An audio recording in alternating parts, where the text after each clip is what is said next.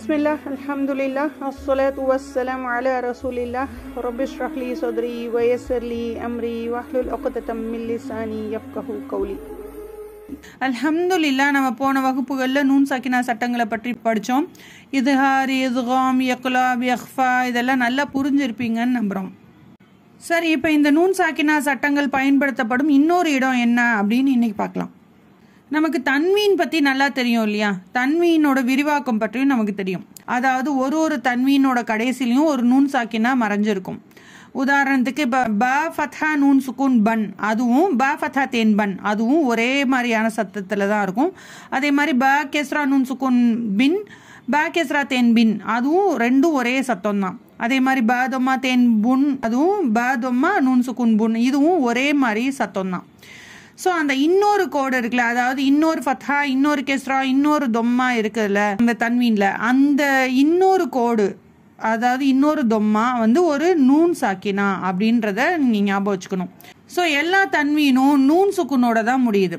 இப்போ ஒரு வார்த்தை தன்வீனோட முடிஞ்சிருக்கு அப்படின்னா அதுக்கு அடுத்து ஒரு வார்த்தை வருது அப்படின்னா இந்த ரெண்டு வார்த்தைகளையும் சேர்த்து நம்ம உச்சரிக்கும் போது அங்கே நூன் சாக்கினாவோட சட்டங்கள் நம்ம வந்து உபயோகப்படுத்த வேண்டியது இருக்கும்.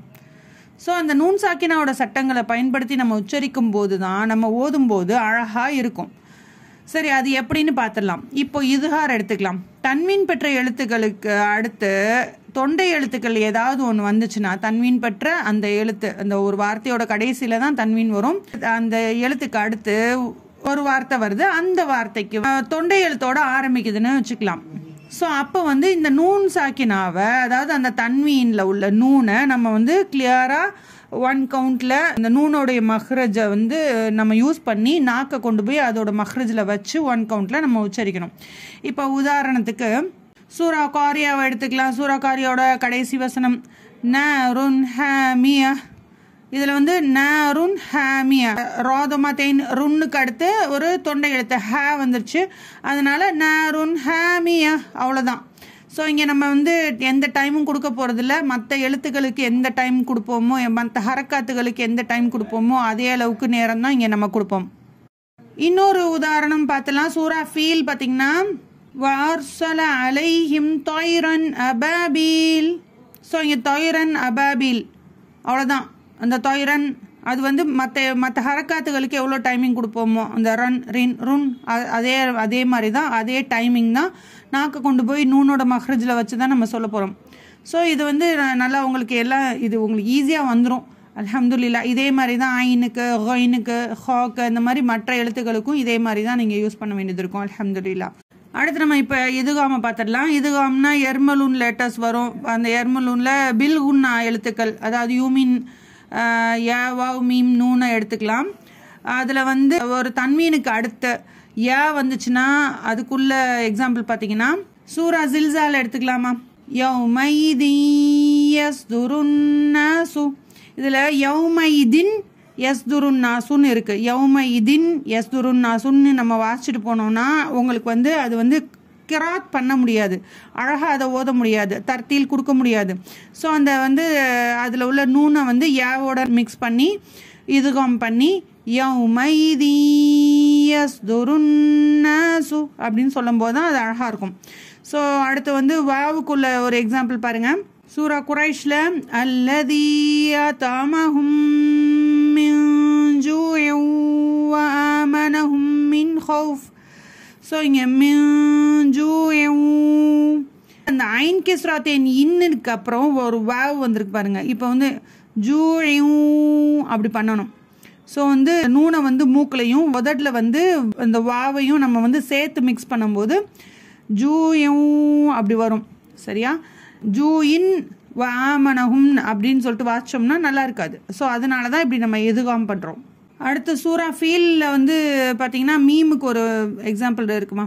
ஃபஜஅலஹும் கஸ்ஃபிம் மக்கூல். இங்கே கஸ்ஃபின் மக்கூல் அப்படி இருக்குது. ஆனால் வந்து நம்ம இப்போ இதுகாம் பண்ணோம்னா தான் அது அழகாக இருக்கும். ஸோ நம்ம இந்த இதுகாம் பில்குன்னால வந்து மீமுக்கும் நூனுக்கும் தான் ஷதா கொடுத்துருப்பாங்க, வாவுக்கும் யாக்கும் ஷதா கொடுத்துருக்க மாட்டாங்க.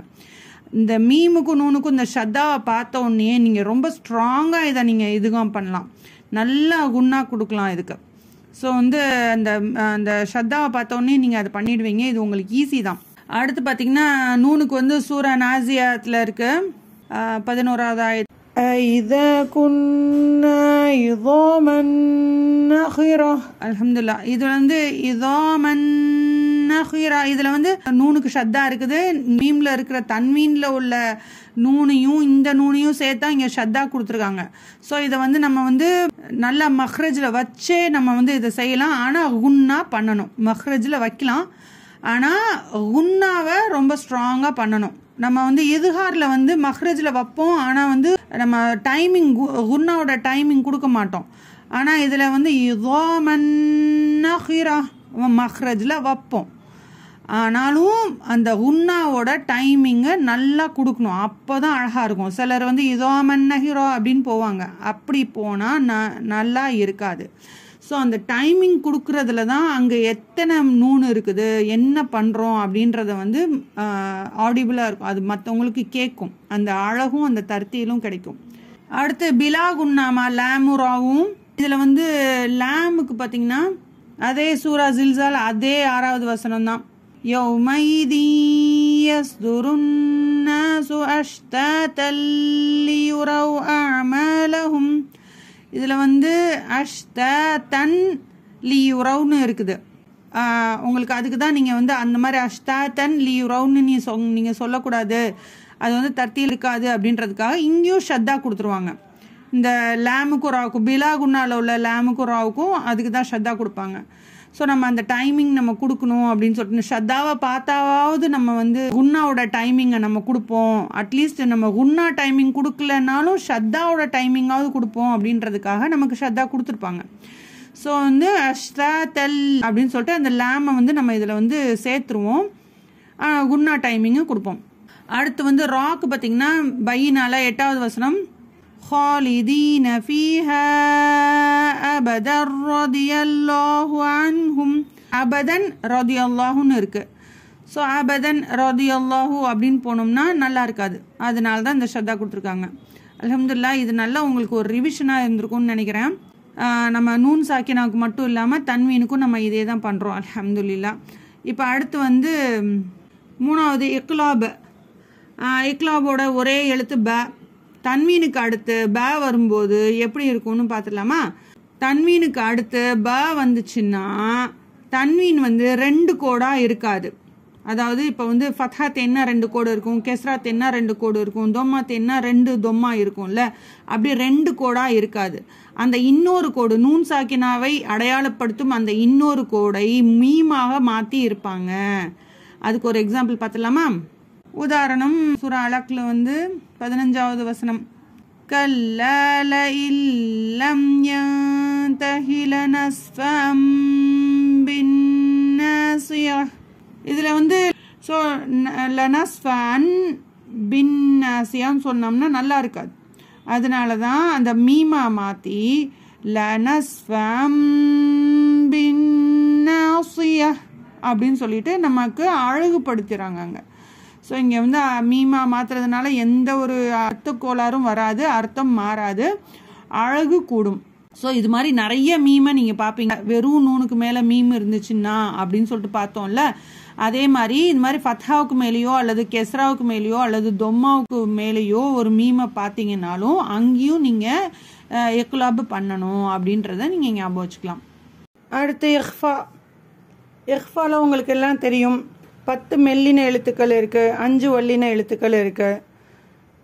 சோது தோது தோ வோ கோஃப் இதெல்லாம் இருக்குது. தன்வீனுக்கு அடுத்து இந்த எழுத்துக்கள் வரும்போது அதில் உள்ள அந்த நூனை வந்து நம்ம ஹெவியாக குன்னா பண்ணுவோம், சரியா? மெல்லின எழுத்துக்கு வந்து அந்த தன்வீனுக்கு அடுத்து இந்த மெல்லின எழுத்துக்கள்லாம் வரும்போது அதில் அந்த தன்வீனில் உள்ள நூனை வந்து நம்ம வந்து மெல்லினமாக நம்ம குன்னா பண்ணுவோம். அதே தான் நூன் சாக்கினாக்கு என்ன பண்ணுவோமோ அதே தான் இங்கேயும். சரி, இதுக்கு சில உதாரணங்கள் பார்த்துடலாம். முதல்ல சீனுக்கும் சாதுக்கும் பார்த்துடலாம். ஒரு மெல்லின எழுத்து, ஒரு வல்லின எழுத்து, ஒரே மஹ்ரஜ்ல இருந்து, சரியா? சூரா முல்க்ல 8வது வசனம். குல்லமா உல்கிய ஃபீஹா ஃபௌஜுன் சஅலஹும் ஃபௌஜுன் சஅலஹும். நல்லா கவனிங்க. ஃபௌஜும் அப்படின்னும்போது நம்ம நாக்கு ஃப்ளாட்டாக இருக்கும், பின்னாக்கெல்லாம் தூக்காது, ரொம்ப ஈஸியாக இதை நம்ம சொல்ல முடியும். ஆனால் அந்த இடத்துல நீங்கள் 2 கவுண்ட்ஸ் வந்து குன்னா டைமிங் கொடுக்கணும். மூக்கில் மட்டும்தான் அந்த நூனை சொல்கிறதுக்கு நம்ம ட்ரை பண்ணுவோம். சத்தம் வந்து மூக்கில் வரும், ஆனால் வாய் வழியாகவும் கொஞ்சம் கடத்தப்படும், அதனால அது ரொம்ப லைட்டாக கேட்கும். இதே வந்து ஹெவி குன்னாக்கு எப்படி இருக்குன்னு பாருங்கள். சாது சூரா ஃபஜ்ரில் 22வது ஆயத். وَجَاءَ رَبُّكَ وَالْمَلَكُ صَفًّا صَفًّا صَفًّا صَفًّا. நல்லா பின்னாக்க நம்ம தூக்கி நம்ம வந்து குன்னா பண்ணும்போது என்ன ஆகும்னா மூக்கிலே ஃபுல்லாக அப்படி நல்லா ஒரு ஃபுல் குன்னாவும் மூக்கில் வரும். ஸோ இதுதான் ஹெவி குன்னா லைட் குன்னாவுடைய வித்தியாசம். நான் கொடுக்குற நோட்ஸை வச்சே நீங்கள் வந்து நீங்கள் நாக்கு எங்கே இருக்குது, உங்களுடைய அந்த குன்னாவுடைய ஹெவினஸ் எப்படி இருக்குது அப்படின்றத நீங்கள் ரெக்கார்ட் பண்ணி நீங்களே பாருங்கள். இன்ஷா அல்லாஹ் அல்லாஹ் தஆலா உங்களுக்கு புரிய வைப்பான். இன்ஷா அல்லாஹ் நம்ம எவ்வளோ முயற்சி செய்கிறோமோ அதுக்கேற்ற நமக்கு கூலி இருக்குமா, அதுக்கேற்ற நமக்கு அந்த பலன் வந்து இங்கேயும் இம்மையிலையும் மறுமையிலும் இருக்குது. இப்போ தாக்கும் தாக்கும் நம்ம உதாரணம் பார்க்கலாம். சூரா இன்சானில் 26வது ஆயத்தில் கடைசியில் பாருங்கள், லைலம் தொவீல. இதில் வந்து நம்ம ஹெவியாக குன்னா பண்ணணும். அந்த பின்னாக்க தூக்கி வச்சு நம்ம பண்ணும்போது நல்லா ஹெவியாக கேட்கும். இதே வந்து தாக்கு பார்த்திங்கன்னா சூரா ஜில்சாலில் 4வது ஆயத் பார்த்திங்கன்னா யௌமைதின் துஹத்திசு அப்படி தான் இருக்கும், திங் அப்படி இருக்காது, அப்படி இருக்கும். ஸோ இதுதான் வந்து உங்களுக்கு லைட் எக்ஃபாக்கும் ஹெவி எக்ஃபாக்கும் உள்ள வித்தியாசம். ஸோ இதே மாதிரி தான் மற்ற எழுத்துக்கள் எல்லாத்துக்கும் வரும்.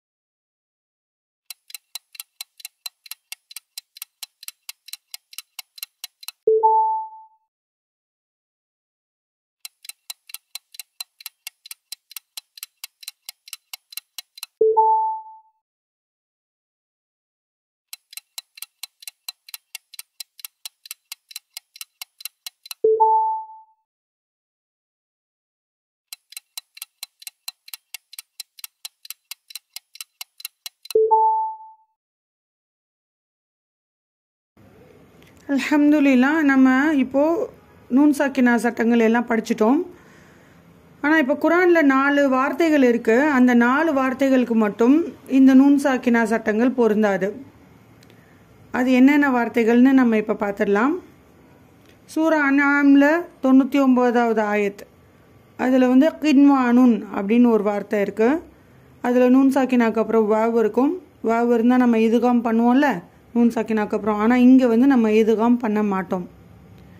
அது மாதிரி சூரா தௌபாவில் 109, 110 ரெண்டுலேயுமே வந்து புன்யானுஹு புன்யானுஹும் அப்படின்னு சொல்லிட்டு வார்த்தைகள் இருக்குது. அந்த நூன் சாக்கினாக்கு அப்புறம் யா வரும் இதில், அதையும் நம்ம இதுகாம் பண்ண மாட்டோம். இதை வந்து நம்ம இதுகார் தான் பண்ணுவோம். அதாவது கிளியராக அந்த நூன் சாக்கினாவை கிளியராக 1 கவுண்டில் தான் சொல்லுவோம். அடுத்து என்னன்னு பார்த்தீங்கன்னா சூரா ராதில் சின்வானுன் அப்படின்னு சொல்லிட்டு சூரா ராதில் 4வது ஆயத்தில் சின்வானுன் அப்படின்னு ஒரு வார்த்தை இருக்குது. அதுலேயும் வாவ் வரும் நூன் சாக்கினாக்கு அடுத்து, அதையும் நம்ம இதுகாம் பண்ண மாட்டோம், இதுகார் தான் பண்ணுவோம். சரியா, கிளியராக அந்த நூன் சாக்கினாவை 1 கவுண்டில் நல்லா நூனை வந்து அதோட மஹ்ரஜில் வச்சு சொல்லுவோம். அதே மாதிரி குரானில் நிறைய இடங்களில் துன்யான்னு ஒரு வார்த்தை இருக்குது. ஸோ அந்த வார்த்தைக்கும் நம்ம துன்யா யா வரும் நூன் சாக்கினாக்கு அடுத்து, அதையும் நம்ம இதுகாம் பண்ண மாட்டோம், இதுஹார் தான் பண்ணுவோம். அதாவது கிளியராக 1 கவுண்டில் தான் சொல்லுவோம், மர்ஜ் பண்ண மாட்டோம், நூனையும் யாவையும் மிக்ஸ் பண்ண மாட்டோம். ஸோ இந்த 4 வார்த்தைகளும் இந்த 4 வார்த்தைகளுக்கும் மேலேயும் அந்த நூன் சாக்கினாக்கு மேலே சுக்குனுடைய அடையாளம் போடப்பட்டிருக்கும். அதை வச்சே நம்ம அதை கிளியராக தான் நம்ம சொல்லணும் அப்படின்னு சொல்லிட்டு நம்ம புரிஞ்சுக்கலாம். இதே நம்ம இதுகாம் பண்ணணும் அல்லது எஹ்ஃபா பண்ணணும் அப்படின்னா அந்த குன்னா பண்ண வேண்டியது இருந்துச்சுன்னா அந்த நூனுக்கு மேலே எந்த அடையாளமும் இருக்காது. நூனுக்கு மேலே சுக்குனோட அடையாளம் இருந்துச்சுன்னா நம்ம கண்டிப்பாக அதை 1 கவுண்டில் தான் சொல்லணும். சுக்குனோட அடையாளம் இல்லைன்னா அதை நம்ம 2 கவுண்டில் குன்னா பண்ணணும். இது ஒரு சிம்பிள் ஒரு இது உங்களுக்கு உஸ்மானி ஸ்கிரிப்டில் நீங்கள் வாசிச்சிங்கன்னா இது ரொம்ப ஒரு சிம்பிளான ஒரு ஹேக்கு இது. ஸோ அதை வச்சே நீங்கள் கண்டுபிடிச்சிடலாம்.